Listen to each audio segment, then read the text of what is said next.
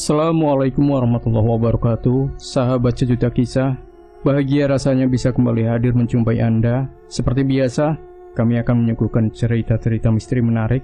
Dan kesempatan kali ini kami sudah menyiapkan sebuah kisah misteri yang berjudul Cangkang.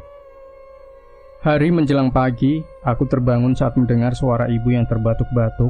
Sejenak aku menggeliat, lalu bangkit dan melongo ke kamarnya, tapi dia tak ada. Ibu kemana? Kujumpai dirinya di dapur, sedang sibuk menyiapkan jamu pesanan para pelanggan. Sesuatu yang biasa dilakukannya demi menyambung hidup sejak bapak meninggal beberapa tahun yang lalu. Pram, nanti sebelum kamu kerja, tolong antar ini ke rumah Bu Gayatri ya. Hari ini ibu gak bisa antar ke sana. Ibu masih pusing. Pinta ibu sambil menyerahkan 2 botol penuh berisi jamu beras kencur dan kunyit asam. Kalau masih sakit, ibu istirahat saja. Gak usah ngoyo bikin jamu dulu. Balasku sambil memperhatikan wajah ibu yang nampak pucat bercampur peluh. Ibu gak apa-apa kok, cuma rada mumet sedikit. Ya sudah sana, kamu langsung berangkat. Ini sudah siang loh. Aku pun mengiyakan, bergegas mandi lalu bersiap untuk berangkat kerja sambil menenteng jamu pesanan sesuai perintah ibu. Aku berangkat ya bu. Ucapku pamit sembari mencium tangannya sebelum pergi. Seperti hari-hari biasanya, aku pergi menuju toko beras milik pasangan suami istri Pak Hartadi dan Ibu Gayatri, salah satu toko terbesar yang ada di pasar, tempat di mana aku bekerja sebagai kuli panggul. Sebuah pekerjaan yang remeh, tapi hanya itu yang bisa didapat oleh seorang pemuda putus sekolah seperti aku.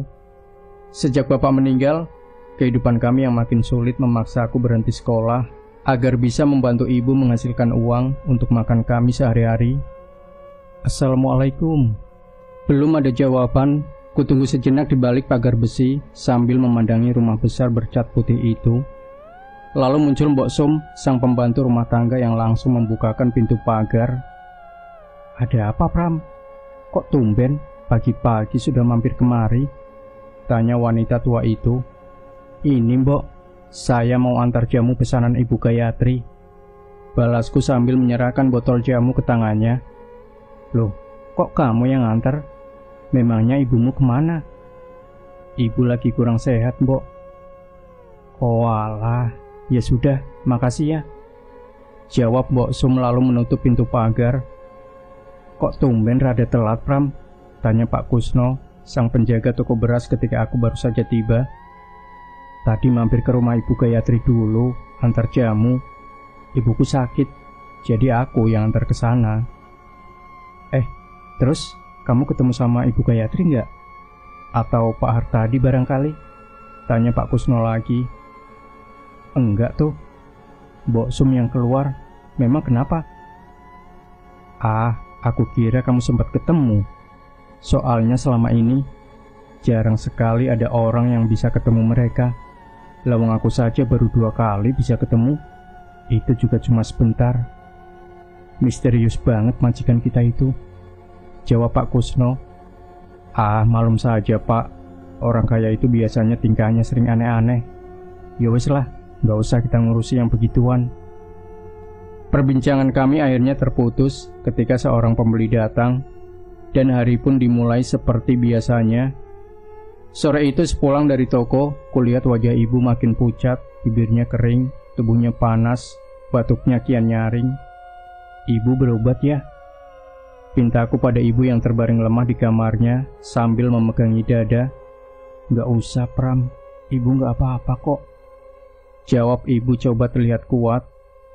Namun, ketika ibu terus terbatuk-batuk sampai mengeluarkan darah, membuatku panik dan segera membawanya ke rumah sakit. Dan bagai mendengar suara sambaran petir, aku terkejut lalu lemas ketika dokter mengatakan kalau ternyata ibu mengidap penyakit kanker paru-paru. Rupanya ibu telah lama memendam rasa sakitnya, namun kondisinya itu sengaja dia sembunyikan karena tak ingin membuat diriku jadi khawatir. Ya Allah ibu. Aku hanya duduk diam sambil memandangi ibu yang kini cuma bisa terbaring lemah di tempat tidur. Sebenarnya dokter meminta agar ibu segera dirawat, tapi bayangan tentang besarnya biaya yang harus kami tanggung membuat kami dengan berat hati memutuskan untuk kembali pulang. Mbok Sum sempat datang menjenguk mewakili keluarga Pak Hartadi dan Ibu Gayatri sebagai ungkapan rasa prihatin. Wanita tua itu nampak berbincang-bincang pelan dengan ibu. Aku yang duduk sedikit jauh sempat mendengar beberapa kalimat dorongan semangat yang diucapkan oleh Mbok Sum. Selama beberapa bulan, kondisi ibu kian memprihatinkan. Sejumlah cara pengobatan alternatif ala kadarnya tetap tak mampu membendung ganasnya penyakit itu. Hingga akhirnya, tepat di bulan kelima, ibu pergi menghadap Sang Pencipta, menyisakan diriku yang kini tinggal sebatang kara, berhari-hari tenggelam dalam kesedihan meratapi nasib yang terasa sangat tak adil. Hatiku hancur. Aku bagaikan kehilangan pegangan hidup. Separuh jiwa ini serasa ikut pergi bersama ibu. Tapi perhatian dan dorongan semangat dari orang-orang di sekitarku membuatku perlahan mampu bangkit dari keterpurukan dan mencoba melanjutkan hidup, walaupun kini terasa tak sama lagi. "Pram, kamu sudah dengar kabar belum?" tanya Pak Kusno pagi itu di sela-sela kesibukan kami di toko beras. "Kabar apa, Pak?" jawabku tanpa menengok sambil menaruh sekarung beras ke lantai. "Mas Putra, anak angkatnya majikan kita, semalam dia meninggal," ucap Pak Kusno dengan wajah serius. "Innalillahi, Mas Putra yang katanya sekolah di kota itu?" "Iya, dengar-dengar dia sudah lulus. Sudah beberapa bulan ini pulang ke rumah. Tapi mendadak semalam dia meninggal. Serangan jantung katanya," jelas Pak Kusno lagi. Aku cuma bisa diam mengangguk-angguk, karena sejatinya aku tak terlalu mengenal sosok Mas Putra, anak angkat majikanku itu. Nanti siang kita diminta untuk ikut bantu-bantu memakamkan jenazahnya. Ini kesempatan kita bisa ketemu majikan kita itu, ucap Pak Kusno dengan nada bersemangat. Aku pun mengiyakannya, karena sesungguhnya aku sama penasarannya dengan Pak Kusno. Dan siang itu, toko sengaja tutup lebih cepat. Pak Kusno lalu mengajakku untuk pergi melayat ke rumah majikan kami. Tapi sesampainya di sana, hati kami jadi bertanya-tanya ketika proses pemakaman ternyata dilakukan secara tertutup di lokasi pemakaman milik keluarga yang letaknya ada di areal halaman belakang rumah. Hanya beberapa gelintir orang saja yang terlihat hadir di sana, termasuk 3 orang asing yang berdiri di dekat Mbok Sum. Seorang pria tua penuh wibawa, wajahnya kotak, rahangnya tegas, dengan kumis tebal melintang di atas bibirnya, menggunakan setelan baju hitam-hitam, berdiri sambil bersedekap tangan dengan wajah yang murung. Di sampingnya berdiri seorang wanita setengah baya berwajah teduh, dengan rambut hitam bercampur uban yang tersanggul rapi, menggunakan kebaya, tampak terdiam dengan mata yang basah memerah. Dan persis di dekat keduanya berdiri, ada seorang gadis berparas ayu, dengan kerudung hitam menutupi rambutnya, sambil sesekali menghapus air matanya dengan sapu tangan. "Shh, Pak, apa itu mereka, majikan kita?" Tanyaku lirih di dekat telinga Pak Kusno. Yang nampak hikmat berdiri di sampingku sejak tadi. Dia sejenak melirik ke arah yang kumaksud, lalu balas berbisik, "Iya, itu Pak Hartadi dan Ibu Gayatri. Nah, gadis yang ada di samping mereka itu, dia yang namanya Gendis, anak angkat mereka juga."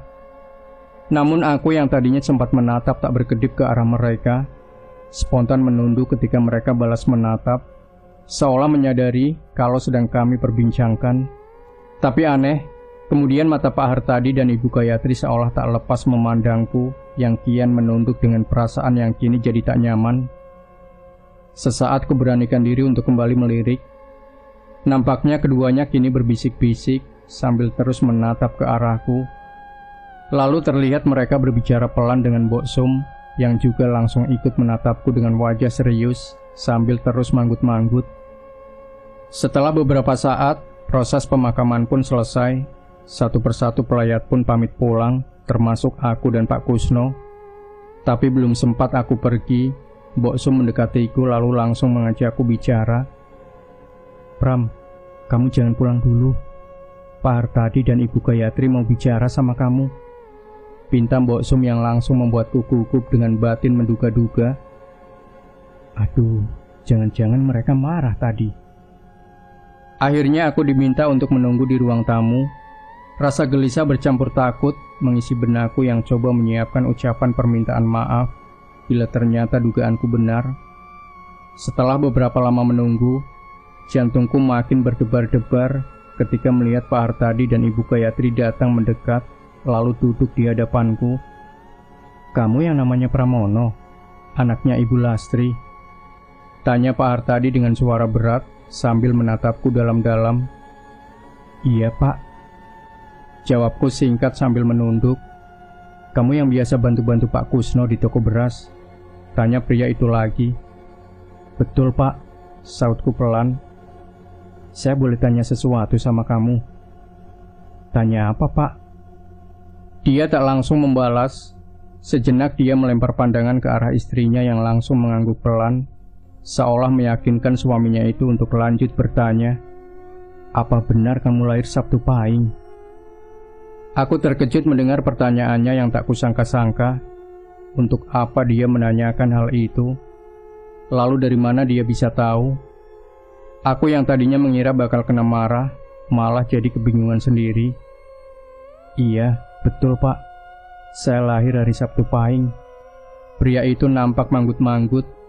Wajahnya terlihat puas dengan jawabanku barusan. Lalu Ibu Gayatri ikut angkat bicara. Setelah ibumu meninggal, sekarang kamu tinggal sama siapa? Saya tinggal sendiri, Bu. Saudaramu yang lain? Gak ada, Bu. Saya gak punya siapa-siapa lagi. Mendengar jawabanku itu, Ibu Gayatri pun ikut manggut-manggut sambil menatap suaminya seolah sepakat akan sesuatu. Maaf, kalau boleh saya tanya lagi, apa betul ibumu meninggal karena sakit? Tanya Pak Hartadi lagi. Betul Pak. Bagaimana dengan kamu?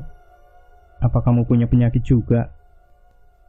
Enggak Pak, selama ini enggak ada yang serius. Paling cuma masuk angin saja. Aku makin heran dengan semua lontaran pertanyaan mereka. Apa maksudnya? Namun aku tak berani protes, cuma berusaha menjawab sejujur mungkin. Dan ternyata semua pertanyaan itu berujung pada sebuah tawaran. Tawaran yang tak pernah kubayangkan sebelumnya. Tawaran yang akhirnya akan mengubah jalan hidupku. Jadi begini Bram, apa kamu mau kerja di rumah ini? Maksudnya bagaimana ya Pak? Iya, kamu gak usah lagi kerja di toko beras. Mulai sekarang saya tawarkan kamu untuk kerja di sini. Ikut bantu-bantu Mbok Sum. Bagaimana? Aku terdiam tak langsung menjawab. Permintaannya yang datang secara tiba-tiba membuatku tak tahu harus menjawab apa. Kalau kamu mau, nanti akan kami beri upah 3 kali lipat. Dan kamu juga bisa ikut tinggal di sini. Bagaimana? Mau ya, Cah Bagus? Ucap Ibu Gayatri menambahkan dengan nada sedikit membujuk. Ya ampun, 3 kali lipat?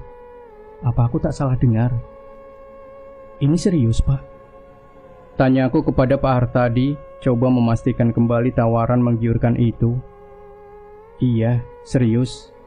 Kalau kamu mau, besok kamu sudah bisa mulai. Selebihnya biar nanti Mbok Sum yang jelaskan apa saja tugas-tugasmu. Jawab Pak Hartadi coba meyakinkanku. Iya Pak, saya mau. Aku mengangguk pelan dengan hati yang sumringah. Masih tak percaya dengan semua ini. Ya sudah, sekarang kamu boleh pulang. Besok pagi kamu bisa langsung datang kemari. Pak Hartadi lalu bangkit dari duduknya, diikuti Ibu Gayatri dan pergi meninggalkanku yang masih duduk terpaku. Belum sempat aku beranjak, terlihat Mbok Sum datang mendekat, lalu langsung bertanya, "Gimana? Kamu siap kerja di sini?" "Siap, Mbok. Tapi saya masih bingung." "Loh, bingung kenapa?" "Tadi mereka sempat tanya hari lahir saya. Kok mereka bisa tahu?" "Oh, itu aku yang kasih tahu mereka. Aku tahu dari ibumu. yang dulu sering cerita-cerita soal kamu. Tapi maksudnya apa, Mbok? Ya, nggak ada maksud apa-apa. Pak Hartadi dan Ibu Gayatri itu sangat hati-hati dalam memilih orang yang boleh ikut tinggal di sini. Mereka masih kental hitung-hitungan Jawanya. Biasalah itu, nggak perlu kamu pikirkan. Aku cuma bisa manggut-manggut. Mbok Sum ada benarnya. Untuk apa aku memikirkannya?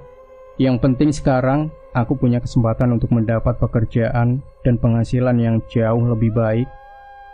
Keesokan harinya, sebelum berangkat ke rumah majikanku, aku sengaja mampir ke toko beras untuk pamit kepada Pak Kusno. Serius, Pram? Wah, beruntung banget kamu. Komentar Pak Kusno dengan mata berbinar, seolah tak percaya. Iya, Pak. Malah Pak Hartadi dan Ibu Gayatri yang ngomong langsung. Balasku dengan nada tak kalah antusias. Wah, aku ikut seneng dengarnya. Ya wis, kamu jaga diri baik-baik ya. Kerjanya yang bener. Nasihat Pak Kusno sambil menjabat erat tanganku. Usai berpamitan, aku segera pergi menuju tempat kerjaku yang baru. Sesampainya di sana, aku langsung disambut gembira oleh Mbok Sum. Lalu dia menjelaskan tentang tugas-tugas baruku. Tapi aku sedikit heran, karena ternyata aku hanya ditugasi untuk membersihkan dan merawat seluruh area halaman yang ada di sekeliling rumah ini. Sebuah tugas yang terbilang ringan untuk upah yang akan kuterima. Wanita itu juga langsung mengantarku ke kamar yang akan jadi tempat tinggal baruku. Sebuah kamar bagus yang isinya terbilang lengkap, termasuk sejumlah pakaian yang ada dalam lemari. Ini pakaian siapa, Mbok? Tanyaku sedikit heran. Oh, itu pakaian punya almarhum Mas Putra. Pak Hartadi bilang, kamu boleh pakai semuanya daripada mubazir. Yang bener, Mbok. Ini semua masih bagus-bagus loh. Ucapku kegirangan sambil mengambil beberapa helai pakaian lalu membolak-baliknya. Iya bener. Ya baguslah kalau kamu suka. Kelihatannya ukurannya pas sama kamu. Dan hari itu, aku mulai menjalani pekerjaan baruku. Sebagai langkah pertama, segera aku bersihkan halaman depan rumah itu dengan penuh semangat, seolah ingin menunjukkan kalau mereka tak salah pilih. Ini yang namanya Mas Pramono ya? Tiba-tiba terdengar suara seorang gadis menyapa dari arah belakang. Iya Mbak, saya Pramono.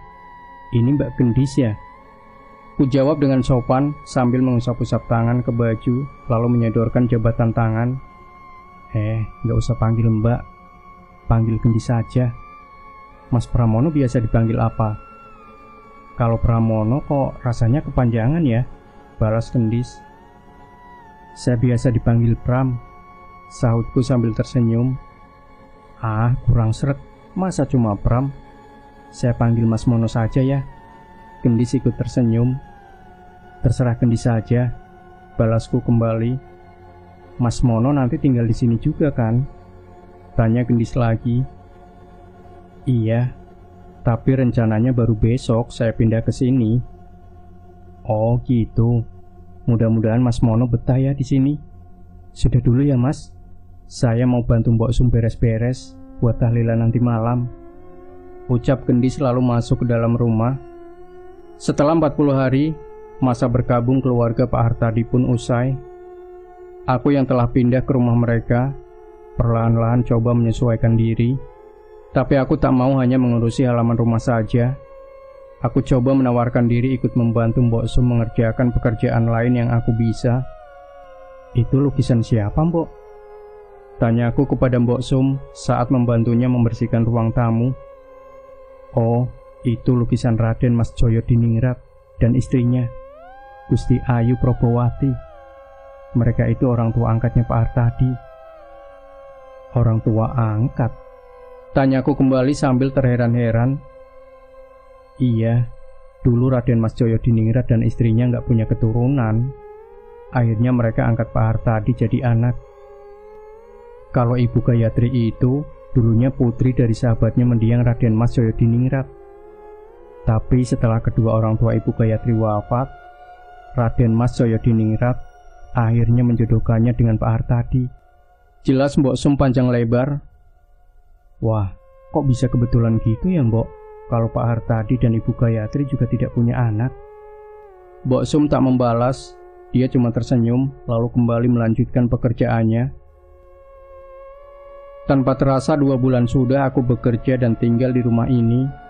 Aku masih tak menyangka kalau aku yang dulunya hidup miskin, kini bisa hidup lebih layak di tengah-tengah keluarga berada. Sikap Pak Hartadi dan Ibu Gayatri yang sangat baik terhadapku membuatku merasa seperti bukan orang lain. Bukannya mau besar kepala, tapi aku merasa mereka memperlakukanku layaknya anak mereka sendiri, dan itu membuatku makin kerasan. Apalagi Gendis. Gadis itu nampak senang dengan kehadiranku di rumah ini. Dia bagai menemukan sosok kakak pengganti bagi Mas Putra yang telah wafat. Usia kami yang terpaut tak terlalu jauh membuat kami dengan mudahnya menjalin keakraban dalam waktu singkat. "Mas Mono, dipanggil ibu," teriak Gendis pada suatu pagi dari depan pintu rumah. Aku pun segera menyusulnya masuk menghadap Ibu Gayatri. "Pram, tolong kamu ke pasar ya. Ini daftar belanjaannya. Biasanya yang belanja Mbok Sum, tapi dia sedang ada urusan lain," pinta Ibu Gayatri. "Baik Bu," sahutku sambil menerima catatan belanjaan dan langsung membacanya. Sebuah catatan berisi sejumlah barang yang harus kubeli, berbagai jenis kue jajanan pasar, kembang 7 rupa, ditambah sejumlah dupa dan kemenyan. Gendis bilang semua itu untuk sesaji yang akan disediakan setiap hari Rabu Legi, bertepatan dengan hari weton dirinya dan juga Ibu Gayatri yang kebetulan jatuh pada hari yang sama. Sedikit aneh atau bahkan berlebihan, tapi aku tak mau banyak bertanya. Aku memang tak pernah mau lancang mencampuri urusan orang lain, terutama yang menyangkut keluarga ini. Tapi di balik itu semua, tetap ada satu pertanyaan yang mengganjal. Mengapa keluarga ini seperti membatasi diri dari dunia luar? Selama aku tinggal di sini, jarang sekali atau bahkan tak pernah aku melihat mereka keluar atau berinteraksi dengan lingkungan sekitarnya. Sehari-hari mereka hanya berdiam diri di rumah. Segala sesuatunya diurus oleh Mbok Sum, dari hal yang terbesar hingga yang terkecil. Tapi aku tak mau terlalu memikirkannya dan tetap fokus dalam melaksanakan semua tugas-tugasku sebaik mungkin. Hingga pada suatu hari, Ibu Gayatri jatuh sakit. Entah apa penyakit yang diderita beliau, sehingga dalam waktu singkat, kondisinya terus menurun hingga hanya mampu berbaring di tempat tidur. Namun yang membuatku tak habis pikir, dengan segala harta kekayaannya, Pak Hartadi tak pernah membawa Ibu Gayatri berobat ke rumah sakit. Selama sakit, Ibu Gayatri hanya dirawat oleh Mbok Sum seorang diri. Aku yang pernah coba menawarkan diri untuk membantunya, langsung ditolaknya mentah-mentah. Dan sejak saat itu pula, suasana rumah ini perlahan-lahan mulai berubah. Rumah yang tadinya begitu nyaman, kini menjadi terasa dingin dan mencekam. Hari ke hari, kian banyak kutemui keanehan yang membuat hatiku mulai bertanya-tanya. Sering terdengar suara-suara orang berbisik-bisik di balik dinding, bau menyengat dari dupa dan kemenyan yang dibakar ketika lewat tengah malam, serta lukisan Raden Mas Joyodiningrat yang matanya seolah hidup, membuatku tak berani berlama-lama melihatnya. Pak Hartadi yang biasanya selalu terlihat tenang dan berwibawa, kini jadi tampak gelisah dan tegang. Dia sering menghabiskan waktu berjam-jam berdiam diri di dalam satu kamar khusus, di mana aku tak diperbolehkan untuk mendekat, apalagi masuk. Ibu Gayatri yang kabarnya makin lemah, kini telah dipindahkan ke dalam sana. Dan sejak saat itu, aku tak tahu lagi bagaimana kondisi wanita itu. Semoga beliau baik-baik saja. Gendis pun jadi mengurung diri di dalam kamarnya. Entah kapan terakhir kali kami sempat bertegur sapa. Tapi beberapa kali sempat ku ketahui kalau dia melakukan ritual mandi kembang saat tengah malam dengan dibantu oleh Mbok Sum. Sedangkan Mbok Sum sendiri makin sibuk dengan sejumlah kegiatan aneh yang dulunya tak pernah dia lakukan. Selama tugasnya merawat Ibu Gayatri dalam kamar khusus, dia beberapa kali terpergok mondar-mandir masuk ke dalam sana sambil membawa sesuatu. Membawa obat bukan, tapi membawa sesaji membuatku makin penasaran apa yang sebenarnya terjadi di rumah ini. Namun semua kejanggalan itu tak berani kupertanyakan. Demi rasa hormatku pada keluarga ini, kuputuskan untuk menyimpan semua pertanyaan itu dalam-dalam. Nah, sahabat sejuta kisah, cerita ini masih ada beberapa part lagi. Dan selanjutnya, apa yang akan terjadi pada diri Pramono? Jangan lewatkan bagian kedua dari sebuah kisah misteri yang berjudul Cangkang. Tinggalkan komentar Anda, like, share video ini, subscribe channel Sejuta Kisah, dan nantikan kembali cerita-cerita misteri terbaru dari kami. Wassalamualaikum warahmatullahi wabarakatuh.